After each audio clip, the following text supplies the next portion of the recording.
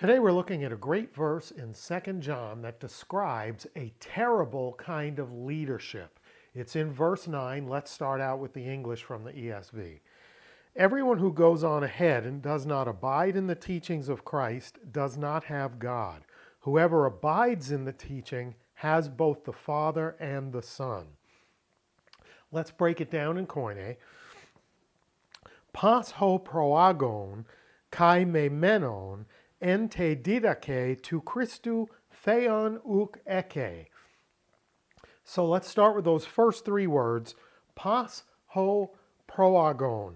So we have a participle, proagon, which is from proago. If it were by itself, in the transitive sense, it means to lead forward, to lead out, or to bring out. In an intransitive sense, it means to go before, to sort of lead the way, or to be out in front. Here, it has the article, ho proagon, the one who leads out in front or goes out ahead, but it's pas, meaning everyone who goes out ahead. Now, it's not by itself, it's immediately paired with kai me menon. Menon's another participle from meno, meaning abiding. So here, and not abiding, because it's negated with the may. So we have two things that preclude each other. You can either be someone who is out ahead, or you can be someone who is remaining or abiding. You can't be out in front of the group and abiding in the group. You can't be outside the house and inside the house, right? So he says, everyone who goes on ahead and does not remain or abide, where? En te didake, in the teaching. Then we get this interesting genitive phrase, of Christ. In the teaching of Christ. And we need to decide if of Christ is a subjective genitive, meaning the teachings that come from Christ. Is it an objective genitive, the teachings about Christ, or is it a plenary genitive that contains both of those elements? I would argue that based on the context in John's letter, it's probably mostly objective with a little plenary touch to it. It's primarily the teachings about Christ, which include the teachings of Christ. So what do we know so far if we sort of arrange it logically?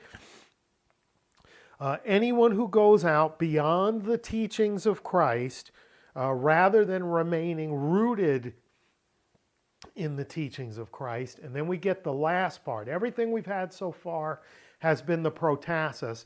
Now we get the apodosis at the end, where it says, theon uk eke.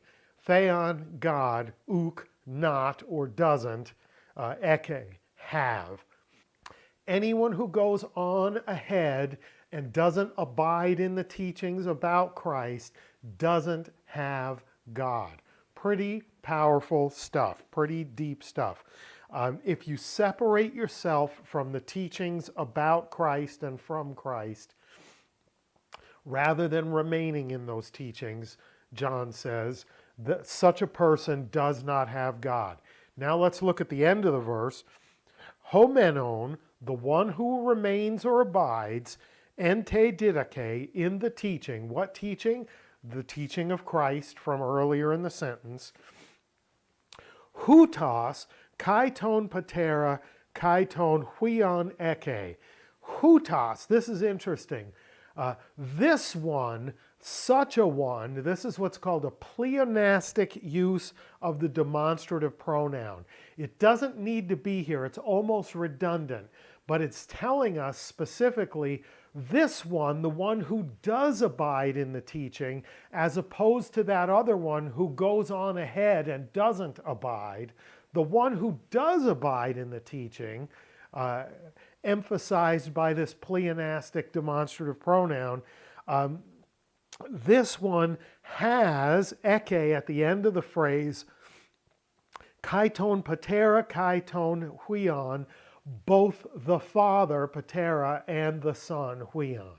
So The one who goes on out ahead, that bad kind of leadership, that one that gets outside of the teaching of Christ, the one who goes out on ahead and doesn't remain, doesn't have God. But the one who does remain, hutos, this one, this pleonastic person, this one who is to be contrasted with that other one, this one has both the Father and the Son. So it's a pretty great verse. It's a powerful contrast with significant consequences. If you stay rooted in the teaching that you've received, says John, you have both the Father and the Son. But if instead of remaining inside that teaching, if you go outside, if you put yourself out ahead, if you're a trailblazer out there someplace apart from the teaching, if you're reaching out for new stuff all the time, you may find out, according to John in 2 John 9, that you in fact do not have God.